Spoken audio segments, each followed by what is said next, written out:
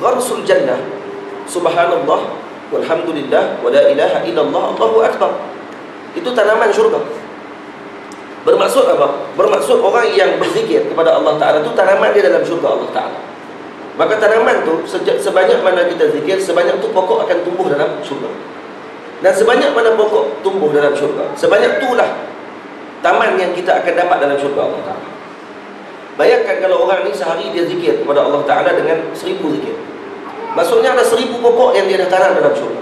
1000 pokok, berapa relung yang kena tanam, berapa relung tanah yang ada untuk tanam 1000 pokok. Faham? Kalau 2 hari dah 2000 pokok. Kalau umur dia dah 30 tahun dalam zikir yang macam tu, bayangkan tanah dia dalam syurga Allah Ta'ala. Sebesar mana tanah dalam syurga. Sebab tu Nabi kata, Jangan tanam dengan lidah kita ni dengan ucapan yang tak elok. Kerana tu semua nanti akan menyebabkan kita tersembam masuk dalam api neraka Allah Ta'ala. Boleh? Kalau orang yang faham betul benda ni, dia tidak akan cepat untuk menggunakan lidahnya pada bukan tempat. Sebab tu bila mana Sayyidina Jibril alaihi salam, para malaikat malaikat Allah Subhanahu wa taala alaihi wassalatu wassalam, waktu ketika mana Allah Ta'ala mengatakan wa idh qulna lil malaa'ikati, ada ayat nak buat khalifah, ini ja'ilun fil ardi khalifah, kan? Bila Allah Ta'ala kata aku nak jadikan khalifah di muka bumi, kemudian apa kata malaikat?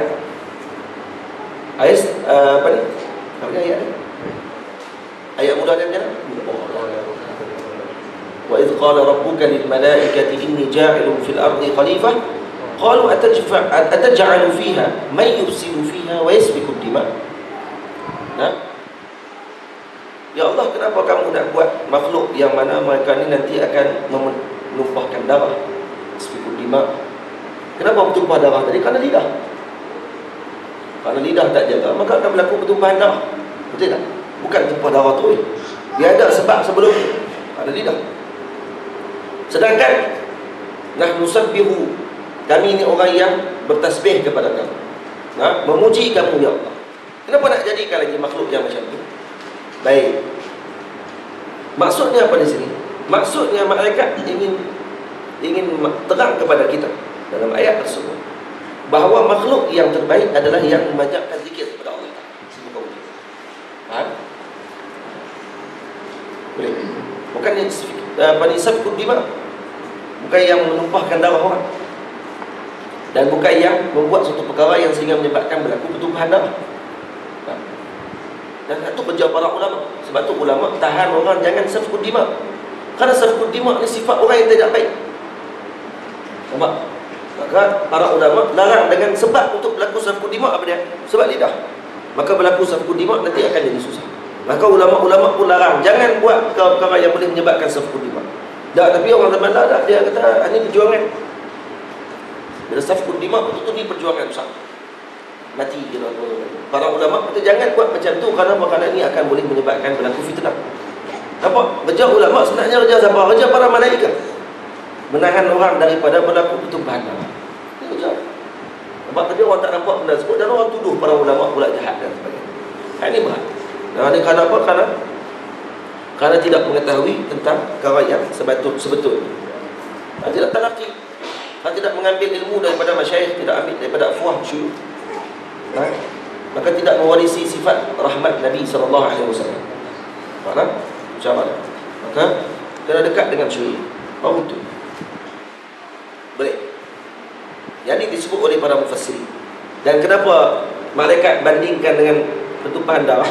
Ada orang tanya, boleh pula keluar dalam Facebook baru-baru ni, boleh bercerita pula ada yang sebat dalam WhatsApp, kata adakah kamu tahu sebelum Nabi Adam dijadikan, maknanya dah ada manusia lah. Kalau tidak malaikat tak kata macam tu. Tu kata tak erti, tak baca tafsir. Ada ulama kata, semua ulama tafsir kata sebenarnya ayat tersebut malaikat bandingkan dengan jin. Ada jin jadi dulu, dan jin ada di dunia waktu tersebut. Dan jin pada waktu itu dalam tafsir Sawi, dalam Hasyiah Sawi ala Jalalain, diceritakan oleh Imam Sawi dengan riwayat disebutkan kata ketua jin pada waktu itu namanya Yusuf. Yusuf ni ketua jin. Dan jin pada waktu itu bunuh Yusuf. Dibunuhnya Yusuf ni, jin ni, sebagai pembimbing mereka pada waktu tersebut. Jin tidak ada Rasul, jin tidak ada Nabi.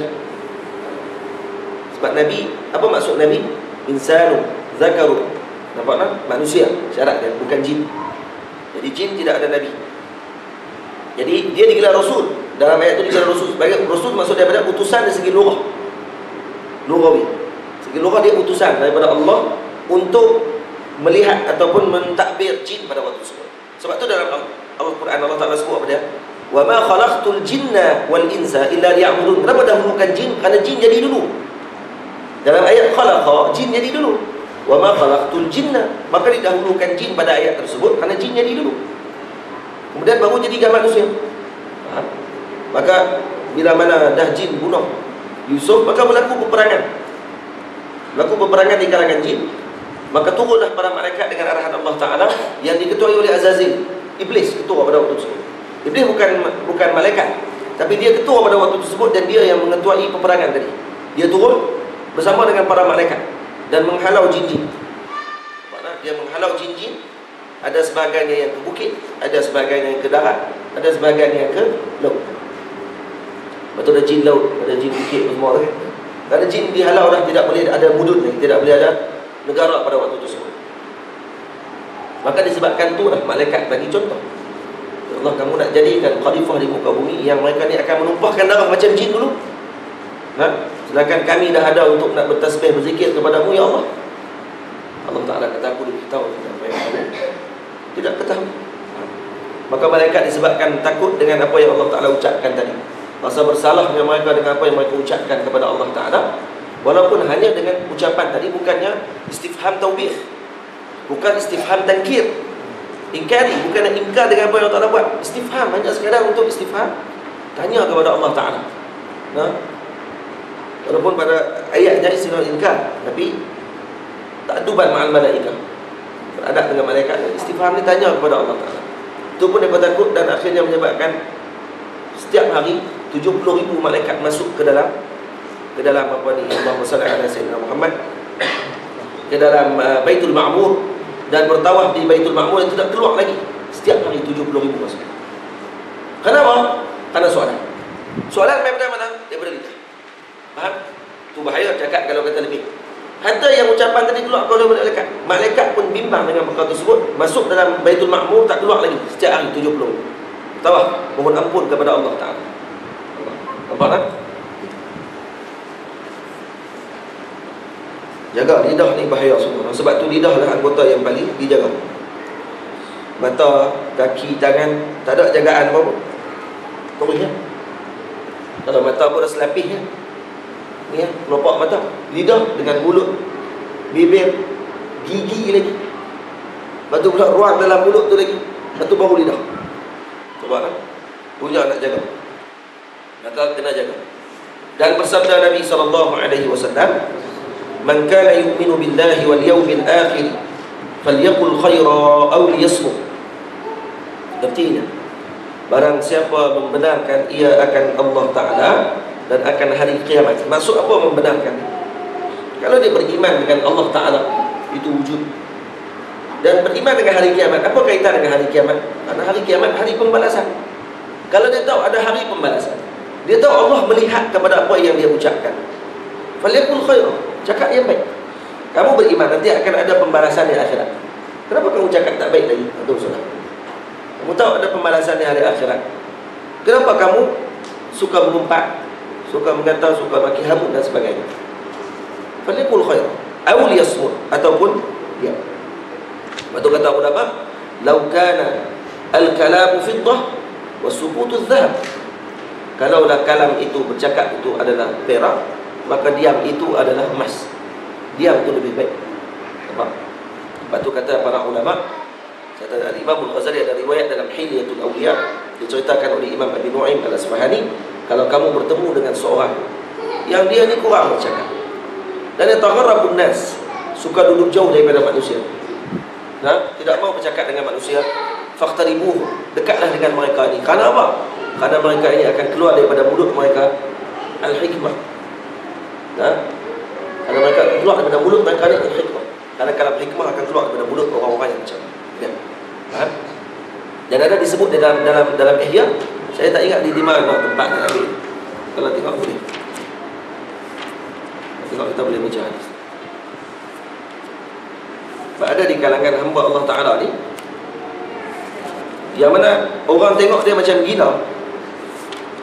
Wa ma hum bijunun. Disebut dalam itu mereka tidak gila. Nampak tak? Yang gila sebenarnya orang yang tengok dia tu.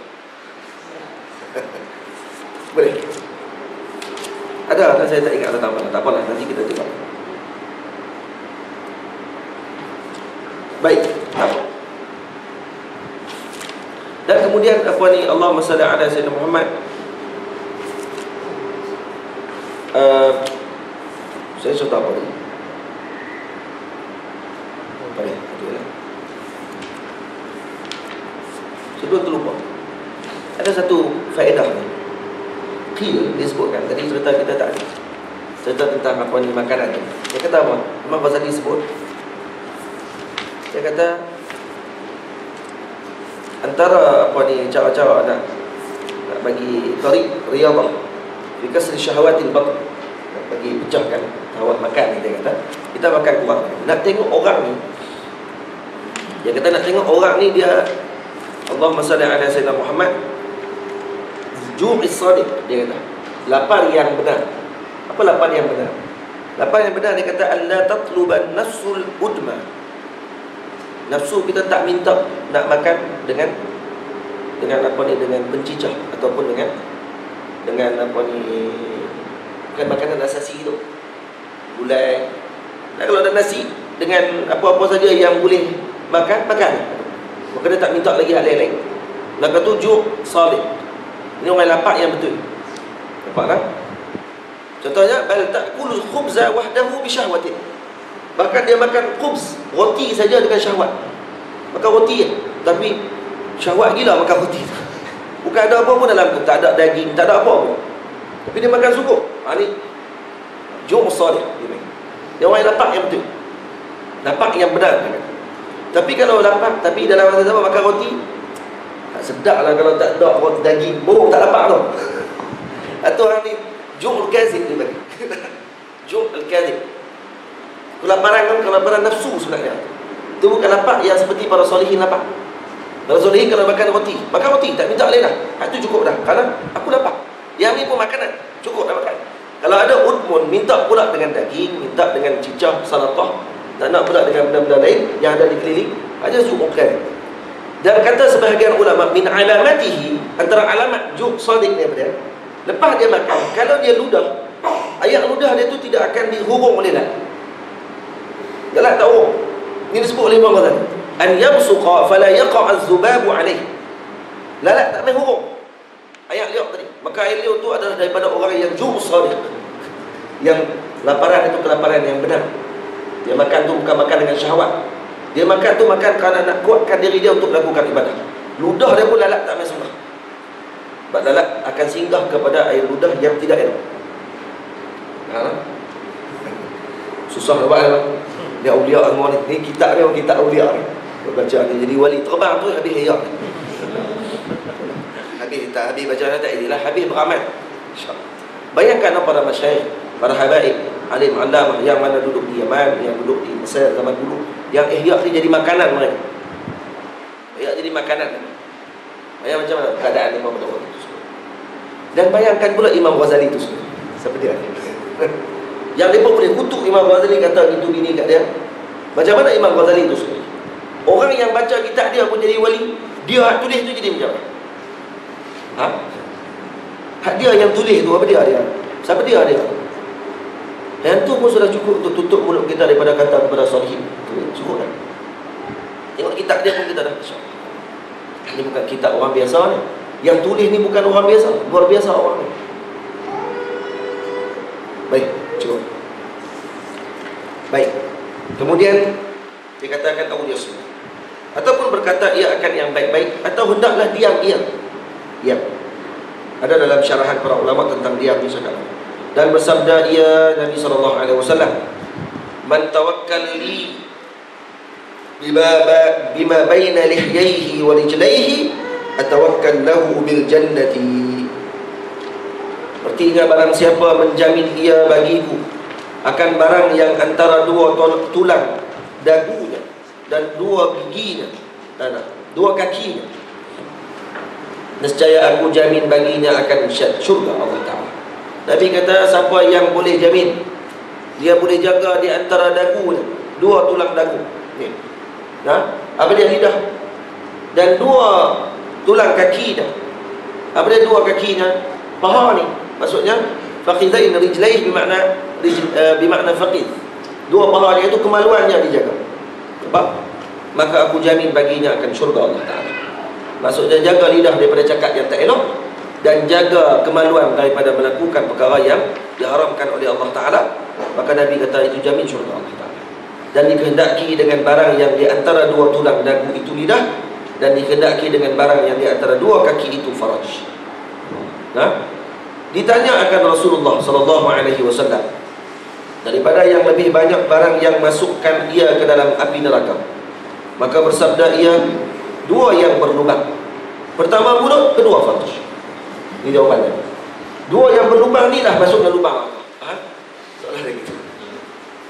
Kait dia tu lah. Dah masuk lubang neraka, tak jaga dua lubang ni, maka masuk dalam neraka Allah Ta'ala. Allah. Tengok sahabat tanya apa? Tanya yang penting. Sahabat tanya yang penting sahaja. Sahabat tak tanya benda yang tidak penting. Macam mana nak jadi kaya?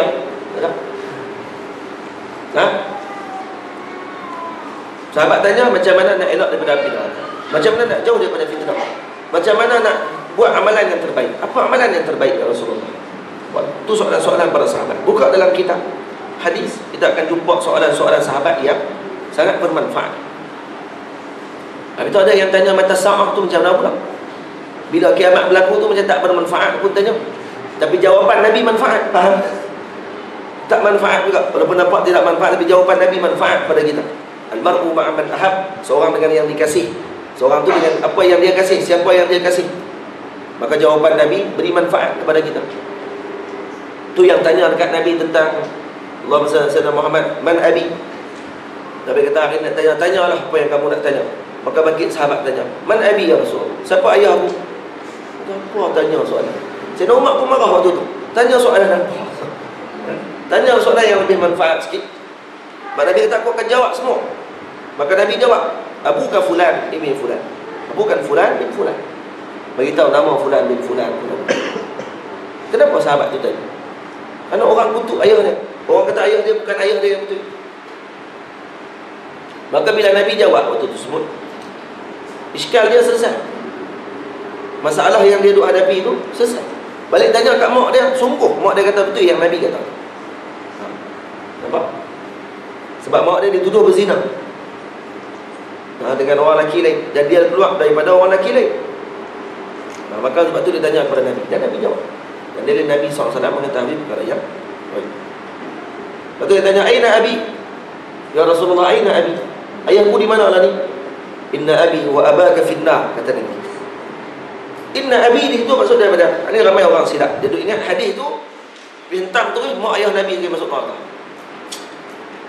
Hadis tu ahad, bukan mutawatir. Kamu boleh guna hadis yang ahad untuk lawan dengan dalil mutawatir. Qat'i ayat Quran. Dan Quran Allah Ta'ala kata, wa ma kunna mu'adzabin hatta nab'atha rasul. Kami tidak akan menyiksa mereka sehingga diutuskan rasul. Mak ayah Nabi meninggal sebelum Nabi diutus jadi rasul. Maka termasuk dalam ayat tu. Ayat tu qat'i subut. Kenapa kamu tinggal ayat qat'i subut? Ambil ayat hadis yang ahad. Dan hadis tu boleh ditakwil lagi. Inna abi wa abaka finnar. Abi tadi maksud dia apa dia? Abu Jahal. Minta maaf, Abu Lahab. Minta maaf, Abu Jahal. Abu Jahal. Abu Lahab. Abu Jahal, Abu Lahab. Abu Lahab. Karena Abu Lahab bapa saudara Nabi sallallahu alaihi wasallam. Tidak? Abu Jahal kan Abu Lahab. Maka dimasukkan oleh Nabi abi tadi Abu Lahab. Dan kata mana Ustaz ambil abi itu Abu Lahab? Sebab dalam bahasa Arab, tengok balik bahasa Arab. Bahasa Arab abi tidak digunakan, abi digunakan umum. Cuma kepada ayah, cuma kepada bapa saudara. Tapi kalau ayah digunakan walid, ayah betul walid, walid ayah. Sebab tu bila mana Nabi Allah Ibrahim alaihissalam doa kepada ayah, abuka Azar. Sebab tu ulama qilaf dalam bab abuka Azar tadi, abu tu siapa? Azar tu siapa? Adakah ayah Nabi Ibrahim ataupun bapa saudara Nabi Ibrahim? Kebanyakan ulama mengatakan tu adalah bapa saudara Nabi Ibrahim. Ada ulama pandang kata tu ayah dia semua.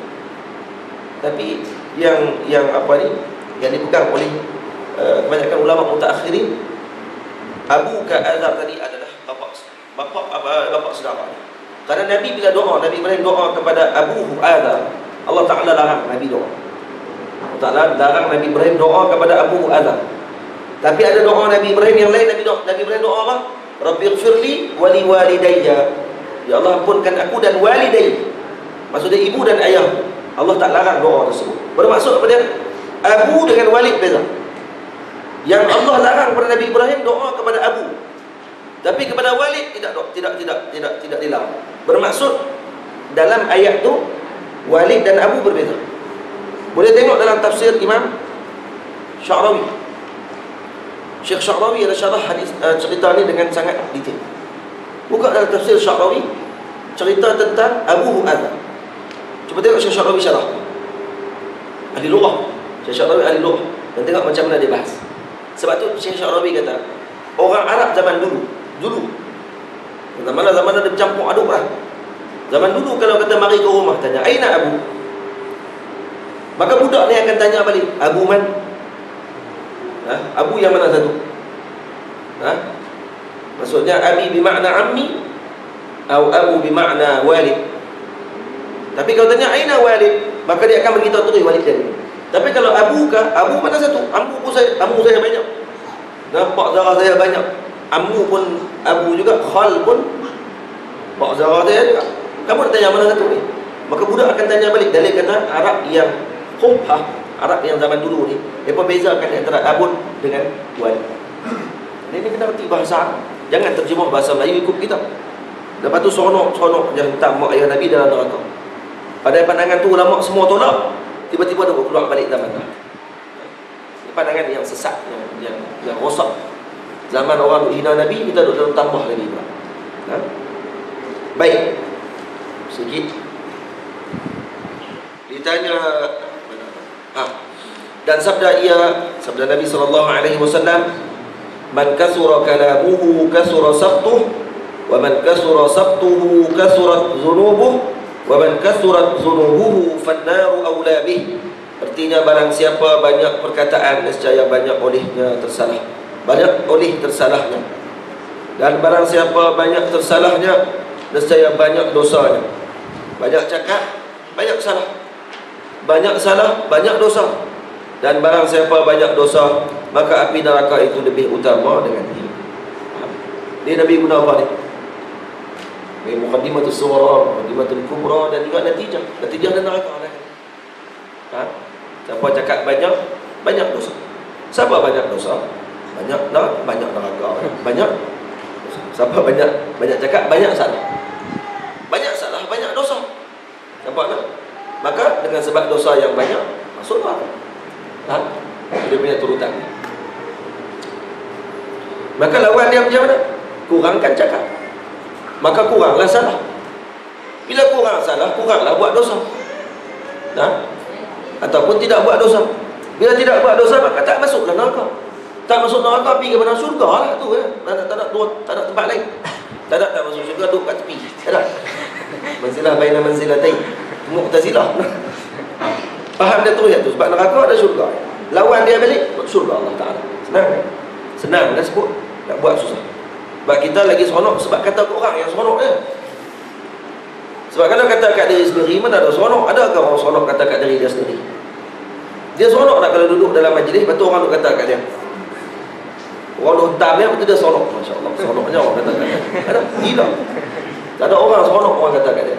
Bayangkan kita waktu duduk kata ke orang, bayangkan tu kita.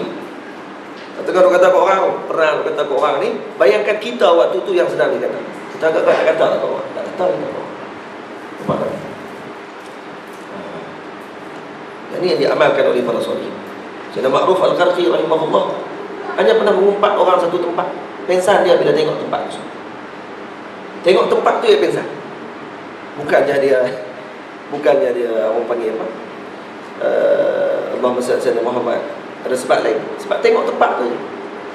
Tengok tempat tu pensan. Orang tanya kenapa bila lalu di sini kamu pensan? Wahai imam, saya pensan sebab saya dulu pernah mengumpat seseorang di tempat tersebut. Saya takut bila tengok tempat tersebut sebab saya teringat dosa saya. Saya tak tahu dosa tu diampun oleh Allah ataupun tidak. Kan tu saya pensan. Kalau kita sepanjang jalan pensan. Semua tempat kita mengumpat orang. Di sembah ni mengumpat, dalam kereta mengumpat. Masuk kereta pensan. Buat pensan. Tempat ni ada mengumpat orang. Dalam rumah tu mana sudut tak mengumpat orang. Semua sudut kita mengumpat. Jauh kita dengan para sahih. Sebab tu kena baca kitab tasawuf. Orang yang nak menyampaikan dakwah, nak duduk dengan masyarakat, maka dia kalau tak ada tasawuf ni, dia macam bandun. Dia macam orang yang nak jual tapi orang menikah tapi mati bujuk, macam tu. Tak ada hasil. Maka kena ada tasawuf.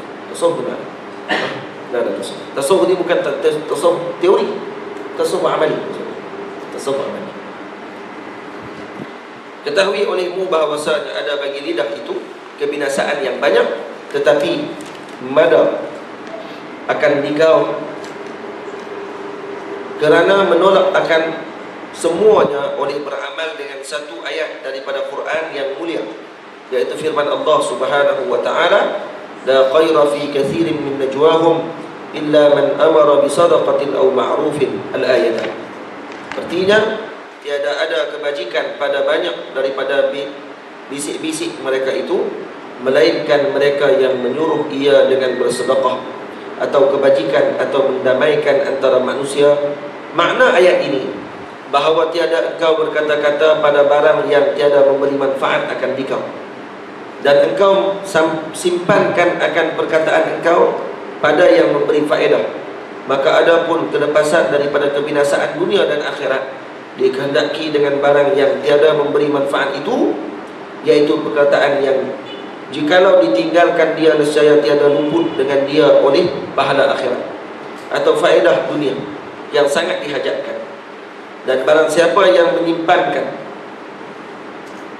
ia daripada perkataan atas yang memberi manfaat, percaya sedikit oleh perkataannya, maka hendaklah engkau fikirkan pada ketika engkau berkata-kata dengan barang yang tiada berfaedah. Panjang tu. La khaira fi katsirin min najwahum illa man amara bi sadaqatin aw ma'rufin. Illa man amara. Nampak? Amara dengan maksud kalam. Maksud tak cukup dengan orang yang hanya bercakap-cakap benda yang tidak berfaedah. Yang berfaedah pada mana? Yang menyuruh orang bercakap, iaitu mengarahkan orang, menyuruh orang. Dalla ala khairin, suruh orang untuk sedekah. Illa man amara bi sadaqatin, sedekah, atau ma'rufin, suruh orang buat baik. Siapa yang suruh orang sedekah, suruh orang buat baik, semua ni? Ini orang yang cakap benda yang baik. Tak kira siapa pun. Tak kira siapa. Tok guru kan yang sedang mengajar, suruh orang buat baik. Ataupun kita dengan anak-anak kita, suruh anak kita buat baik. Amara bi ma'ruf. Nampak? Kita bos di tempat tersebut, suruh pekerja kita buat benda-benda yang baik. Itu pun amara bi ma'ruf. Dan kemudian siapa-siapa saja yang termasuk dengan ayat ni yang dapat baik di mana? La khaira illa, maksudnya menafikan tu. Bila ada nafi dan isbat, maksudnya yang nafi tadi ni memang tak ada kebaikan. Faham? Jadi cakap yang tidak baik tidak ada kelebihan apa-apa. Yang ada kelebihan hanya orang yang menyuruh melakukan kebaikan. Dan dia kata apa? Dan barang siapa menyimpankan ia daripada perkataan atas yang memberi manfaat, kalaulah nescaya sedikit oleh perkataannya. Kalau orang ni dia hanya pilih perkataan tadi nak cakap hanya perkataan yang bermanfaat, maka sikit yang dia akan cakap. Boleh. Maka hendaklah engkau fikirkan pada ketika engkau berkata-kata. Nak cakap kena fikir dulu. Ada orang cakap tak fikir, dia pakai lepas dulu, lepas tu baru minta maaf. Mana boleh gitu. Ini bukan orang mukmin. Orang mukmin nak cakap dia kena fikir. Kena fikirkan negatif positif apa yang dia cakap. Dengan barang yang tiada berfaedah, akan bahawasanya jika menyebut engkau akan nama Allah Ta'ala, ganti daripada perkataan yang tidak berfaedah itu, nescaya adalah ia untung yang sangat besar. Kalau aku cakap benda tak berfaedah dengan zikir, nak tulis benda tak elok dalam Facebook termasuk cakap. Tulis termasuk cakap, ya, dengan perkara tersebut lebih kurang sama. Sebab tu orang yang menulis perkara yang tidak berfaedah, sama seolah dia bercakap dengan perkara yang tidak berfaedah, malah tulis lebih berat. Kerana kekal, cakap hilang, tapi tulis kekal. Bila kita nak tulis, nak kata ke orang, agak-agak nak kata ni, nak maki orang, ganti subhanallah. Awak heran tengok status dia hari ni subhanallah ni. Aku nak kata ke orang, kata ke orang dia zikir terus dah subhanallah. Tapi jangan jadikan subhanallah tu sebagai qadah. Qadah maksud dia apa dia? Qadahur rakib. Waktu bila nak perlu yang guna. Jadi tidak, jadikan dia zikrun khalis. Jadikan dia niat tu zikir yang khalis dah. Ini yang disebut kata para ulama, hatta kalau kata kita nak tutup majlis, jangan tutup dengan wallahu a'lam. Ini adab. Imam Khatib Baghdadi rahimahullah sebut dalam kitab beliau, kata jangan kita tutup majlis dengan wallahu a'lam, tapi tutup dengan perkara yang musy'ir bil khitam, yang nampak macam nak majlis tu dah nak habis, kemudian baru sebut wallahu a'lam. Lepas tu jangan kita baca kitab, kita cerita ceramah-ceramah kan, wallahu a'lam, mau tahu dah kata nak habis dah majlis. Jangan gitu, makruh kata Allah. Nah, mustahab dia macam mana? Kita dah cerita. Alhamdulillah kita dah selesai perbincangan hari ini. InsyaAllah kita akan temu minggu depan. Wallahu a'lam. Kerana jadikan wallahu a'lam itu sebagai zikrun mahab. Memang wallahu a'lam itu memang kita niat sebut Allahu a'lam itu dengan maksud Allahu a'lam. Nampak tak? Ni tak sebut Allahu a'lam tapi makna dia habis majlis. Bukan maksud dia Allahu a'lam, tapi maksud dia habislah majlis. Jangan maksud dia. Boleh? Dia ulama aja. Nah, ni para masyayikh sebut dalam majlis-majlis lain. Orang yang tidak telaki dengan masyayikh, maka nak ambil mana benda-benda ni? Nak ambil mana? Ambil mana apa kitab? Tu tak baca dah. Tazkiratul apa ni, Sami' wal Mutakallim, nak baca apa kitab ni? Nah. Dia baca yang bagi semangat. Baca tak tasawuf, tak baca langsung. Itu macam mana nanti?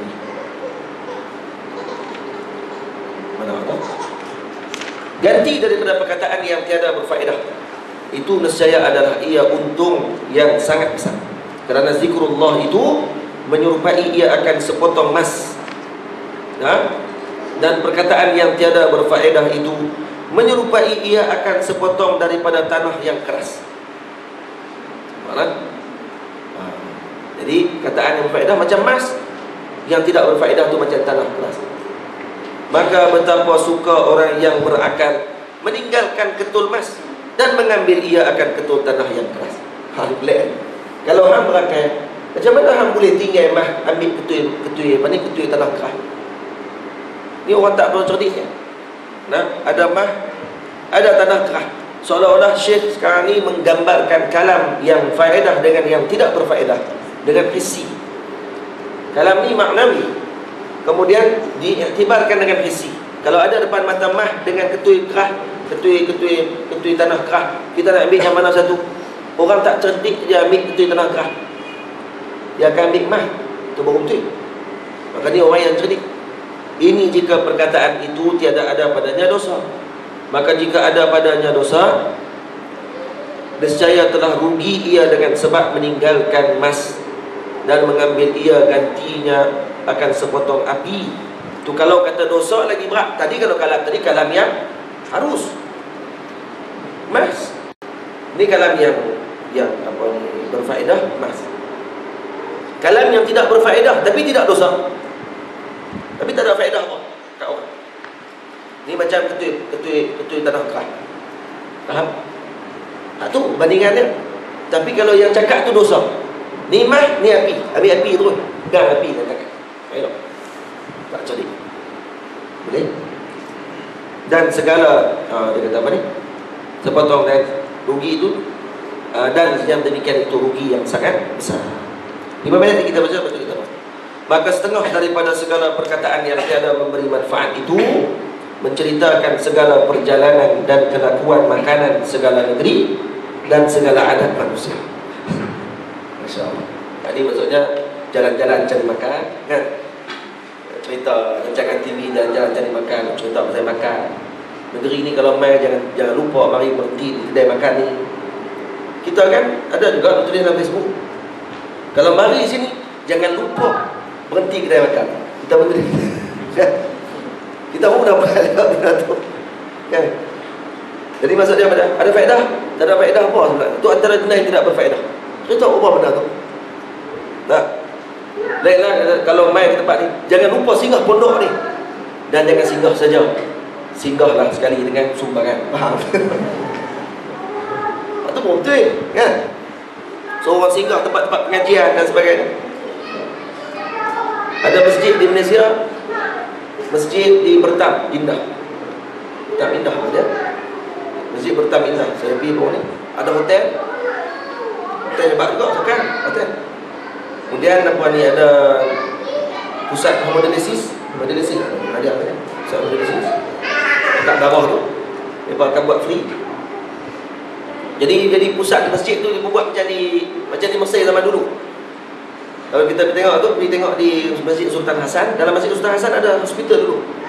Jadi masjid tu tempat pengajian Pak Mazhab dulu. Kemudian ada hospital, ada asrama pengajian pelajar, dan hatta ada sebahagian masjid dulu zaman dulu ni yang ada pasar di sebelah ni. Kalau pergi tengok dekat dengan sebelah Masjid Al-Azhar, ada satu masjid kat tepi. Pernah masuk dalam masjid? Ada penjual kitab kat depan. Tengok. Tepi Masjid Al-Azhar. Tepi Masjid Al-Azhar, dekat jalan kita nak pergi ke Gak. Ya, nak pergi ke Gak tu, tengok ada pintu masuk. Saya pernah masuk sekali. Yang Ustaz Hairul Nizam masuk. Kami masuk tengok ada apa dalam masjid ni. Masa tu kena bayar. Kena bayar duit 3 geneh. Ada kad geneh bagi. Kalau tak ada kad geneh kena $1. Gila apa ni ambil duit orang. Tak ada apa pun dah. Tapi bayar adil. Kata kami pelajar. Saya tak bawa kad geneh pun. Dengan ni kok kami main mengaji sini. Main mengaji tidak salah. Itu dia kata tak apa 3 geneh. Bagi jugalah 3 geneh. Lepas tu masuk tak? Dan yang saya pergi juga masuk. Saya masuk dalam. Tengok, Masya Allah, hebat. Hebat. Keluar sana tak luar mana pun. Tapi susunan dalam tu ada kedai. Apa kedai? Kedai. Oh, rupanya kedai depan tu. Masuk tu kedai. Masuk dalam, ada tempat suluk. Bilik-bilik suluk. Ada berapa banyak bilik suluk. Ni bilik suluk. Ya. Hebat kan? Bantai katil dia senang, 2 tingkat katil. Dalam bilik tu ada katil juga. Ada sebahagian bilik pelajar. Kami bilik dia tengok ada katil. Katil senang, katil buat dengan simen. Buat dengan simen. Lepas tu katil atas pun buat tangga simen, buat simen juga atas. Elok. Tak payah untuk beli katil 2 tingkat. Katil ni memang tak ada ubah dah. Katil simen tu, tidur atas simen tu. Kalau beli tilam tu tak tahu dah.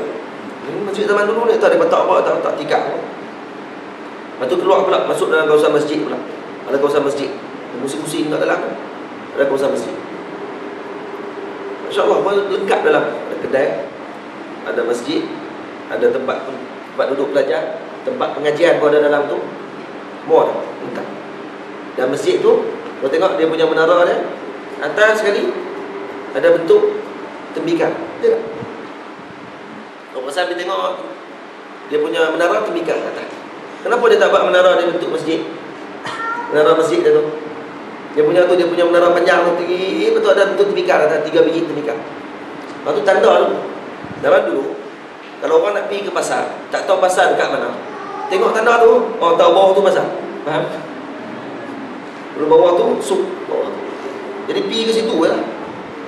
Tak lain lah. Faham? Jadi tu dia buat tanda tu. Baik.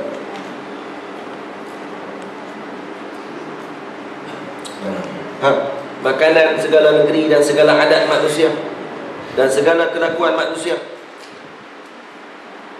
dan kelakuan perniagaan dan perusahaan, inilah setengah daripada barang yang banyak manusia berkata-kata padanya. Ya semua.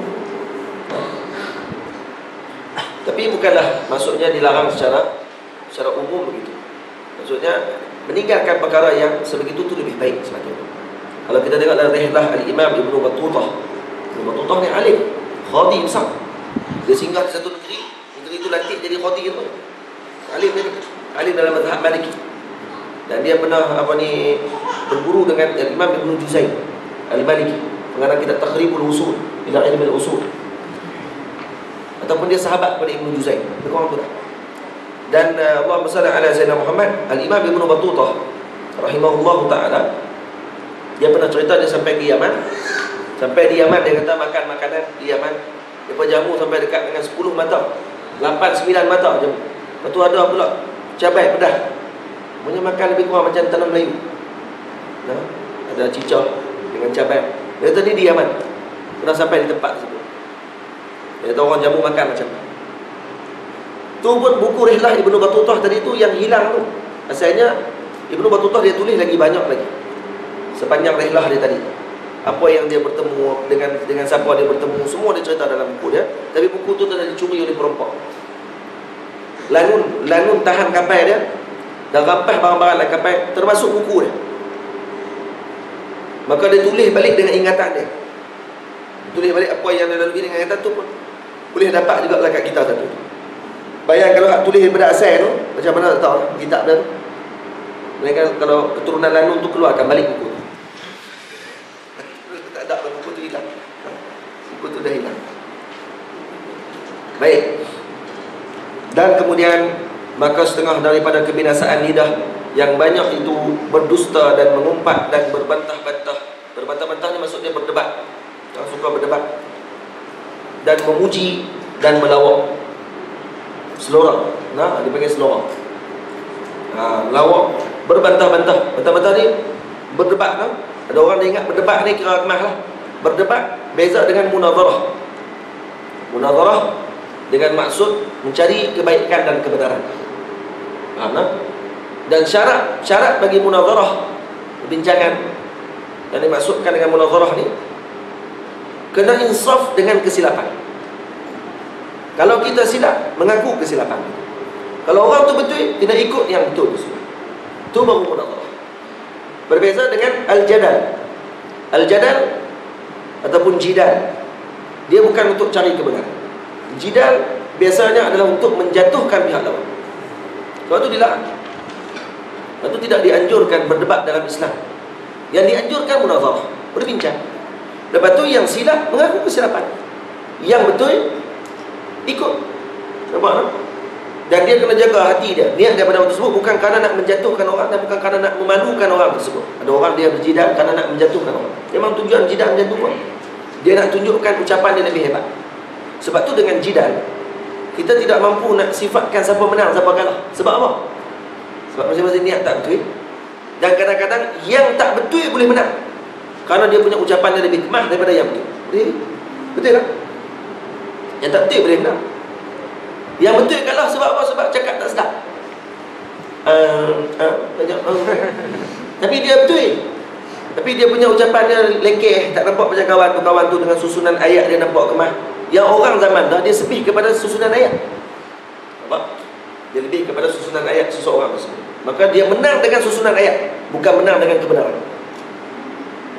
Maka ni jidal yang dibilang. Lepas tu ulama mengelakkan daripada jidal. Lepas tu orang kata, kenapa masyayikh di Mesir tidak debat dengan Wahabi yang ada di Mesir? Kerana tidak faedah. Faedah apa berdebat dengan puak ni? Nah, yang sebahagian kita ni pula ada semua benda nak debat. Mana Wahabi? Saya nak debat dengan dia. Debat lagi. Jenis-jenis ni jenis orang tak erti. Nah, dia jur'ah dia lebih, semangat belajar, tapi tak ada akhlak para ulama. Kalau ada akhlak para ulama, kalau nak debat di Mesir ni, terak habis buat Wahabi. Kita ada muhaddisun, fuqaha yang sangat alim dengan nas-nas kita, mantiqiyun, bayaniyun, nahwiyun, lughawiyun, semua ada kita di asal. Betul tak? Masyayikh kita ni alim lughah. Kalau buat Wahabi ni baca silat lughah pun jam dah. Syed Muhammad Ibrahim Abdul Ba'is Al-Kittani, Syed Muhammad kalau dengar Pak Wahabi cakap jam dia. Baris pun dah tak betul. Baca hadis tak betul lah.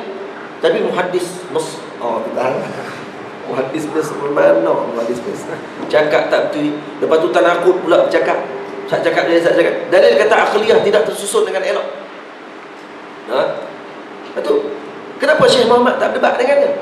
Debat buat apa? Dia mengkawinan ilmu pun tak cukup. Ilmu, susunan ilmu dia tak cukup. Kalau dia debat pun tak selesai, tak sampai kepada maksud untuk sampaikan ilmu. Malah dia akan lebih teruk lagi inat pada waktu tersebut. Tidak?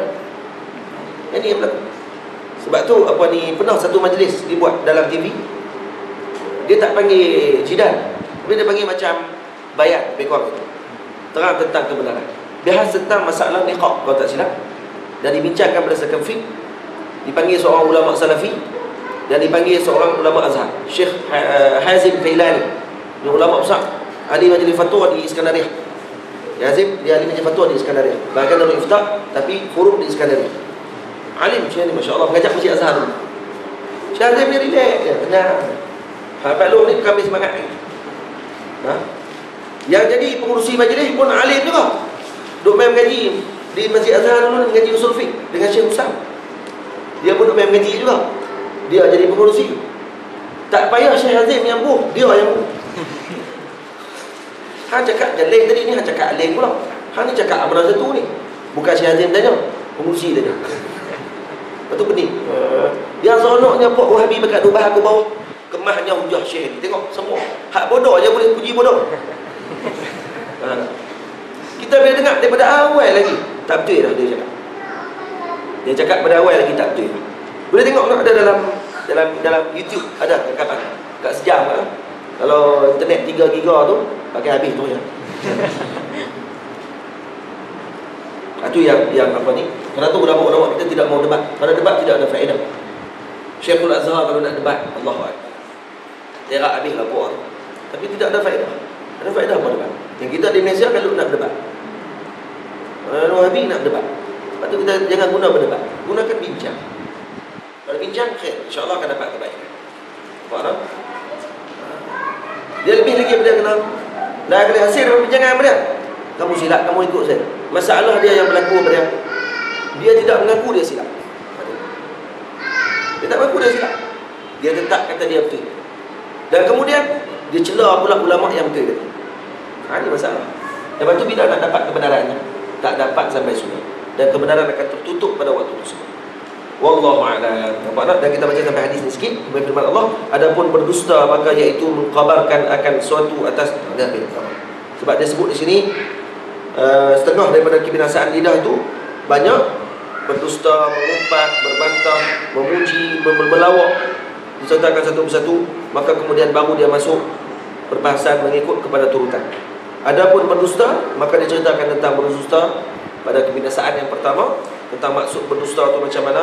Kemudian dia akan diterangkan tentang mengumpat, dan akan terang tentang berbantah-bantah, dan kemudian terang tentang memuji, dan juga terang tentang melawak. Jadi lidah ni dia panjang sikit. Lepas tu dia dalam hukum kesuat lidah saja. Ya, 3 lain lagi. 3 lain lagi baru nak habis. Masuk kepada yang ketiga, menyatakan marah. Tahu saya tak tahu. InsyaAllah minggu depan kita akan sambung. Dan setakat dulu. Aku qawli hadza astaghfirullahalazim wa lakum. Assalamualaikum warahmatullahi wabarakatuh. Terima kasih kepada semua orang. Bismillahirrahmanirrahim. Alhamdulillahirabbil alamin. Wassalatu wassalamu ala asyrafil mursalin wa ala alihi wa sahbihi ajma'in. Rabbana atina fid dunya hasanah wa fil akhirati hasanah wa qina adzabannar. Sallallahu ala sayyidina Muhammadin wa ala alihi wa sahbihi wa baraka wa sallam. Walhamdulillahi